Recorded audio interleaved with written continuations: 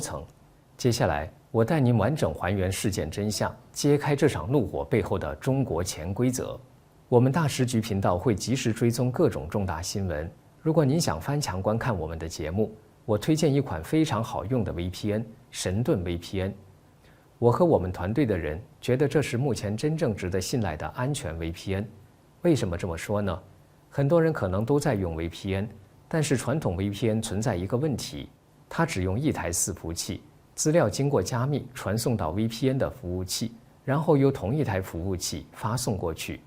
也就是说，它不但知道你的来源 IP， 也知道你连去哪里。这意味着，只要那台服务器有风险，你的整条路径就会被看得一清二楚。而神盾 VPN 采用的是独家技术双节点 P2P 加密架构，资料会经过2台服务器转送，第一台只知道你的来源 IP， 第二台只知道你要连的目的地，2台之间端对端加密，任何单一节点都无法还原整条通讯路径，连神盾自己都无法追踪你在网络上的行踪。除了安全，神盾 VPN 的速度和稳定性表现也很出色。神盾 VPN 可以在全球服务器自动切换，随时连最近最快节点，而且一个账号可用在手机、电脑、平板，可以全家分享。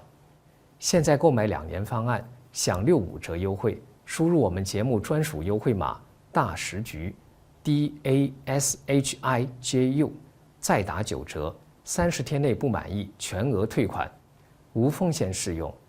赶紧点击节目下方描述栏的购买链接购买。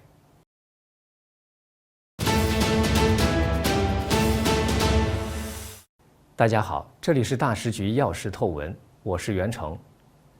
14岁女孩令人心碎的遭遇发生后，警方8月4号通报称，对其中2名施暴者作出治安处罚，将其送往专门学校矫治教育，其他人则被批评教育，并责令其监护人严加管教。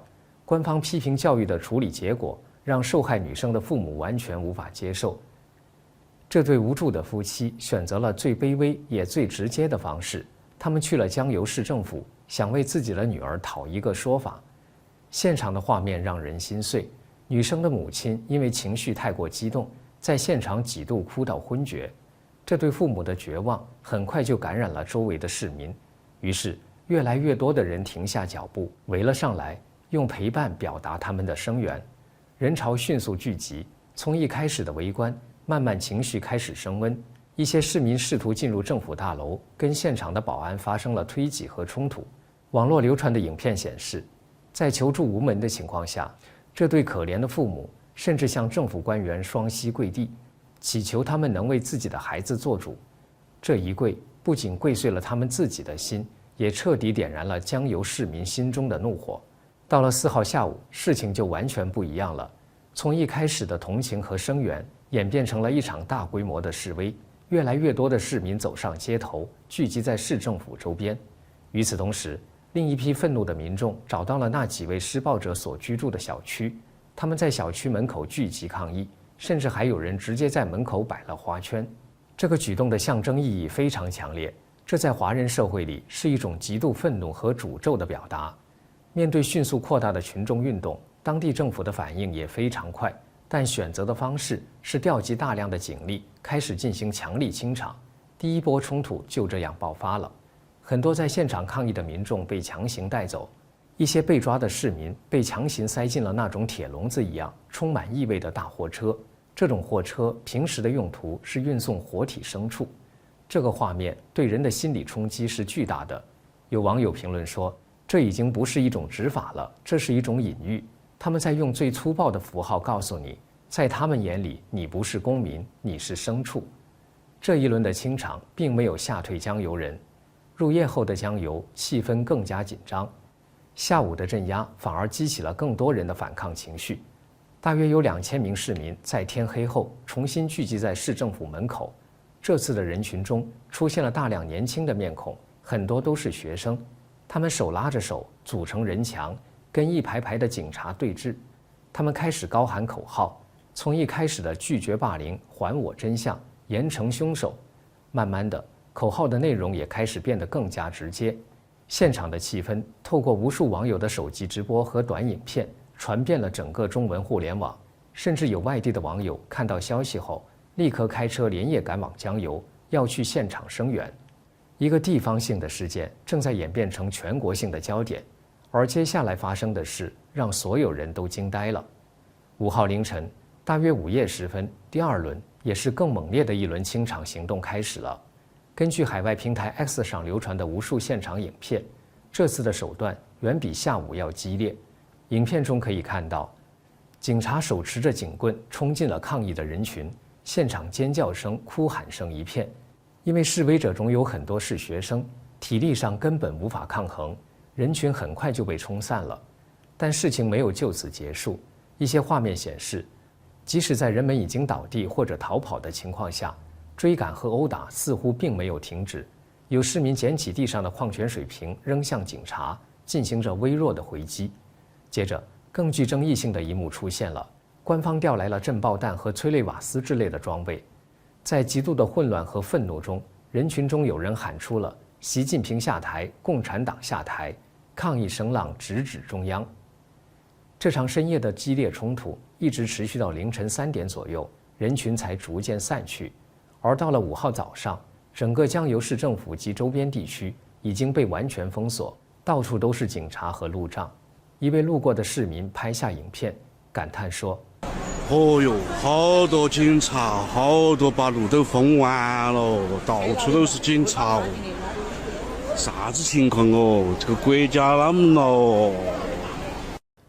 然而，警方的封锁没能封住民众的怒火，仍有民众继续走上街头声援受害女生，与警察对峙。更多的警察开往市政府周边清场，用辣椒水、警棍强力驱散民众。目前，整个广场及周边均遭警察把守戒严。在网络上，一场新的风暴正在延烧。这起事件之所以能发酵到这个程度，有几个关键的火药是早就埋好的。第一，就是公众对未成年人保护法的普遍质疑。影片中有几个施暴的年轻人嚣张地说：“又不是没进去过，没几天就出来了。”这句话刺痛了所有人。大家愤怒地发现，法律似乎成了这些小恶魔的保护伞，而不是受害者的。第二，是关于权力背景的猜测。网上盛传，施暴者中有人的家长是当地的官员，甚至有传言说是政法系统的。虽然这个说法没有得到官方证实，但根据一位目击者对海外媒体的说法，当民众要求施暴者父母道歉时，一位官员反问：“为什么要道歉？”这句话彻底引爆了公愤。更令人气愤的是，有人发现施暴者并未被送往专门学校矫治教育，而是在外面大摇大摆地打台球。大家普遍不相信，如果没有背景，这件事罚力度，比如重罚、要求社区劳动等，让他们为自己孩子的行为付出代价。同时，对于那些明知故犯的小恶魔，也不能简单地以年龄来划线，应该引入心智评估，该关押就要关押，该留案底就要留案底。江油的这场风波，从一个校园角落的阴暗，扩散到了一座城市的街头，最终在整个中文世界掀起了惊涛骇浪。这起事件让人们产生了一连串的问号：那个失联的受害女生，她现在在哪里？她安全吗？她的身心创伤能得到抚慰吗？那些被抓走的市民和学生，他们将面临什么样的后果？而最核心的问题是，当人民的愤怒只能换来更强硬的压制和一辆冰冷的运猪车时，大家对公平正义这4个字的信任还剩下多少？按照以往的惯例，这起事件可能很快就会在中国的网络上被彻底清洗，相关词条会被屏蔽，但是人们的记忆不会被轻易抹去。江油的怒火以及那台运猪车的画面将会成为一个时代的注脚，提醒着我们，有些底线一旦被突破，后果将不堪设想。好的，今天我们的深度分析就到这里。对于江油事件，你有什么看法？欢迎在下面留言讨论。这里是大时局要闻透视，感谢您的陪伴与思考，请订阅、分享并打开小铃铛，和我们一起在动荡中坚守真相，在黑暗中点燃希望。